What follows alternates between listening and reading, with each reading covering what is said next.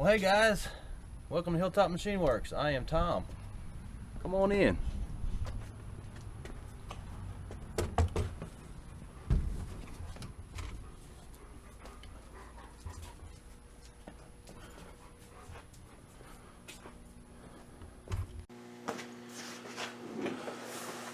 What's up, guys? It's Tom here. We are back in the shop for another project, so to speak. If you watched my latest mail call, you'll remember I mentioning that we may have a job coming in making these C-clamps. Well, the customer was happy with the sample clamp that I sent to him, so he said, hey, I want to go ahead and order 100 now, and once you knock those out, probably under 6 to 8 months he wants another 100. So it is Sunday afternoon, and it's time to get in the shop and get started. So if you didn't catch my mail call, this is what we have to build. It has a hole on the top. It is 5/16/18 basically threaded rod. The hole is kind of an odd size. It's not metric and it's not standard. So the closest thing to it is like a 17/32. And this dimension here is like metric, but what's going to happen is it's going to be, let me see here. Got it kind of laid out. Hopefully you guys can kind of see what's getting ready to happen here. Let me get out of the white. The rod's going to be about 4 3/4 inches. Inside diameter of the clamp is 3.5 inches. We are going to be using 3/4 inch by 3/4 inch square aluminum stock 6061. Ordered that on Friday at Metal Supermarkets. I'll go tomorrow, pick it up. My order's going to be ready. And then the wing nuts, regular nuts, and let's see, they call these round base things. Hopefully you can see that. They're going to be perfect for the end of the rod for the clamping surface onto the table that the C-clamps go onto. So I got all this stuff. Here's my threaded rod. Gotta love McMaster-Carr, because I got on the website, I don't know, about 1 in the morning on Friday morning, Thursday night into Friday morning for you guys, because I'm a night owl. Figured it'd get here Monday. No, not McMaster-Carr. Sunday afternoon I'm going out, getting ready to head to work, and what pulls up is a FedEx truck delivering this stuff. So McMaster-Carr, you guys rock. So we got the stuff here. I didn't figure I'd have it till Monday, so we can at least get all the threaded rod cut. So the plan is to make my life easier. We're going to make a jig for holding that threaded rod. I've got just a piece of angle plate. Probably just weld a nub onto here. That'll be basically my stop. I'm going to cut this off, obviously, and just get the correct length I need here.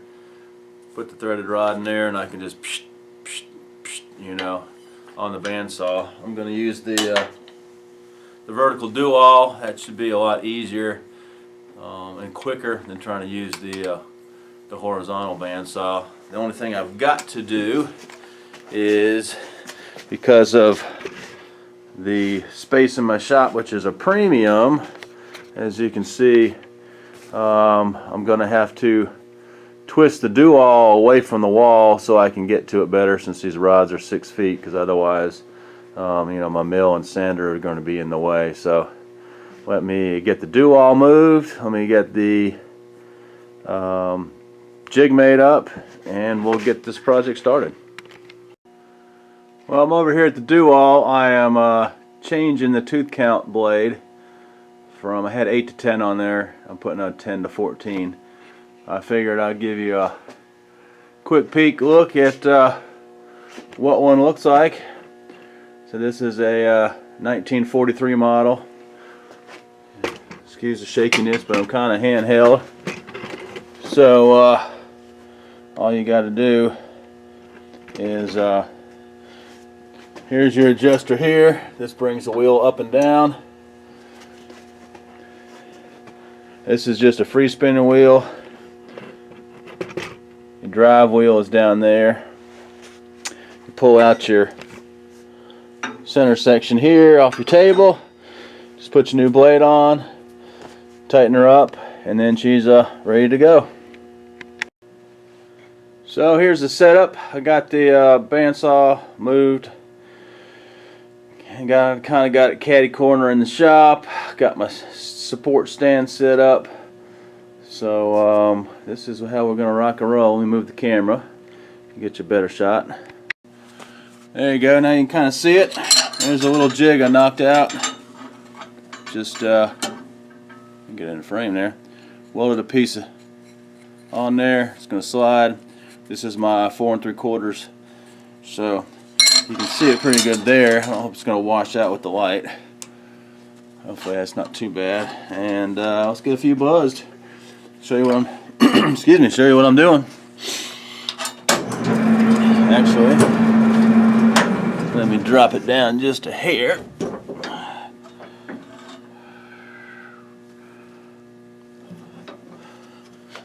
Alrighty.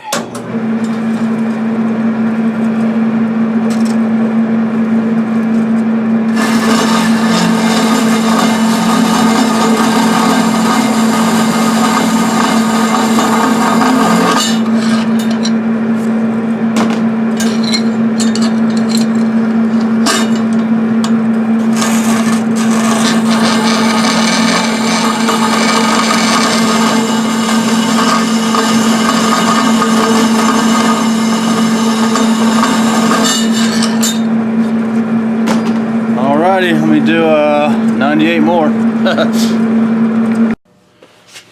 Hopefully you can see that. There's a basket of about 105 cut up all thread.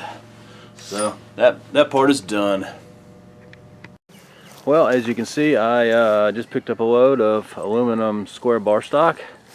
Got it from Metal Supermarkets. They had the best deal.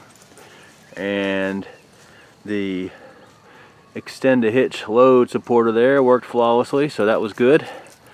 So let me get this stuff unloaded and over to the bandsaw.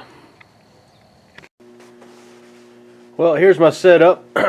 We've got a whole bunch of aluminum bar to cut. I've got 2 pieces stacked. I think that's probably going to work the best.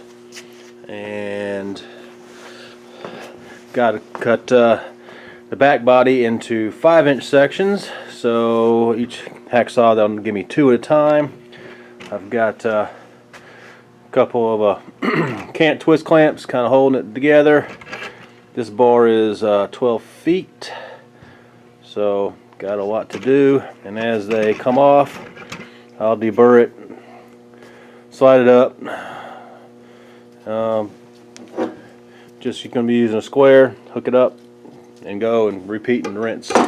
So let's get this puppy started.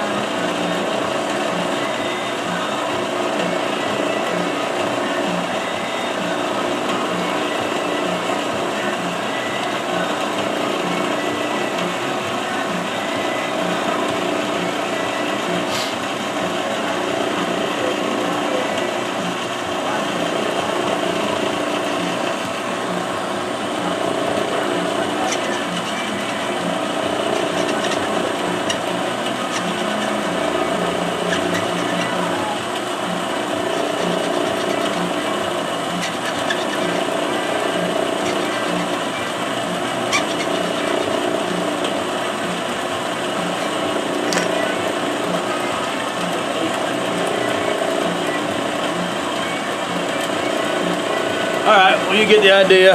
About 97 more to go.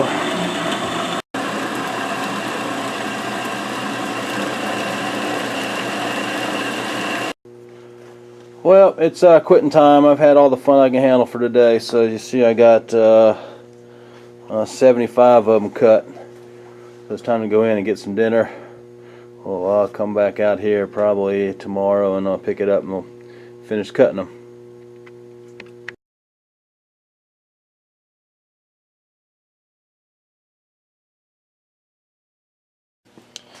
Well, here we go. This is the last cut here, and we'll be done with the long pieces.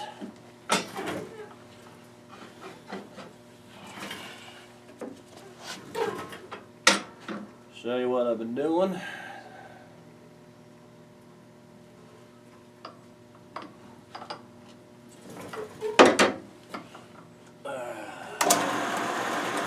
Well, it cuts like a bird. Hasn't been too bad.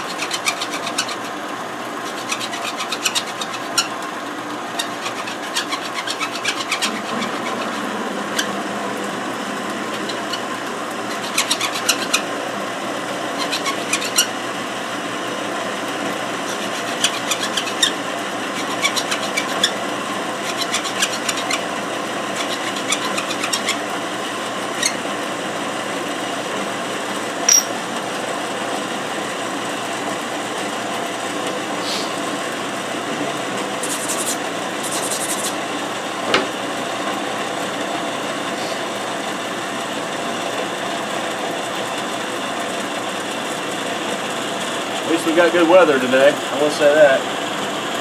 Might make it to 70. So I got the shop doors open right now.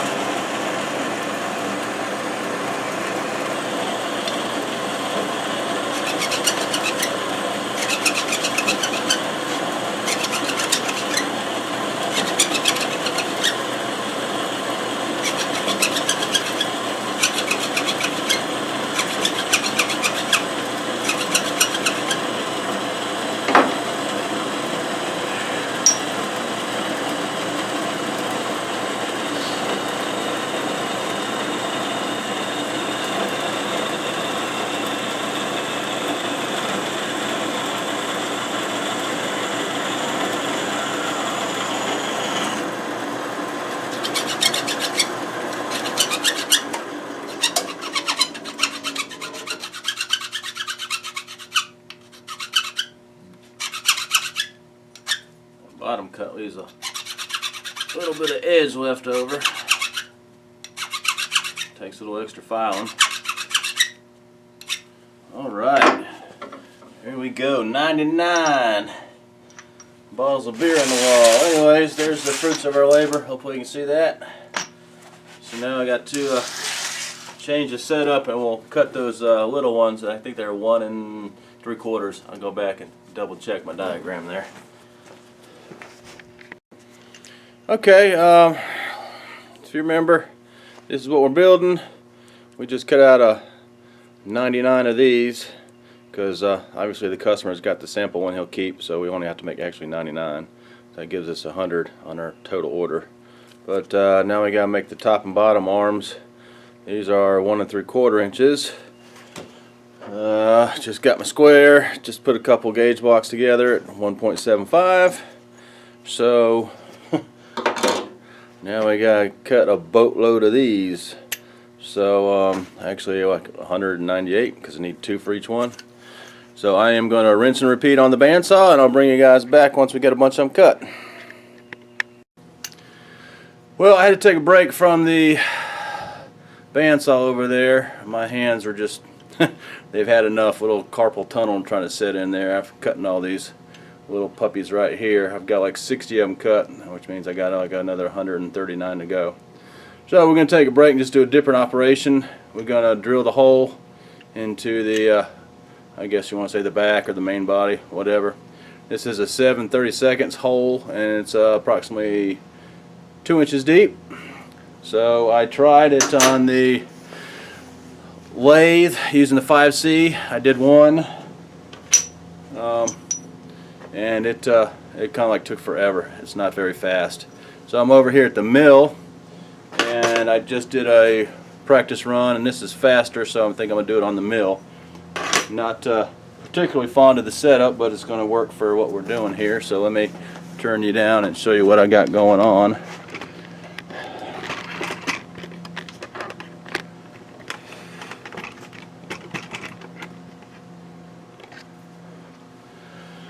So what I'm having to do is stand them up. I've got a stop here, and I don't know if you can see the little witness mark, so she's centered. And the first piece I drilled her 2 inches, set my quill stop. So here I can peck and go and peck and go. Obviously it depends on, as long as the bottom got cut off square, so she'll sit square. Like I said, this is not the most ideal situation or setup, but it looks like it's going to work for my production run. So we'll go ahead and bang one out on the camera here for you guys. Let me see, do I need to zoom you in, or are you going to be okay there? I guess you're probably alright there.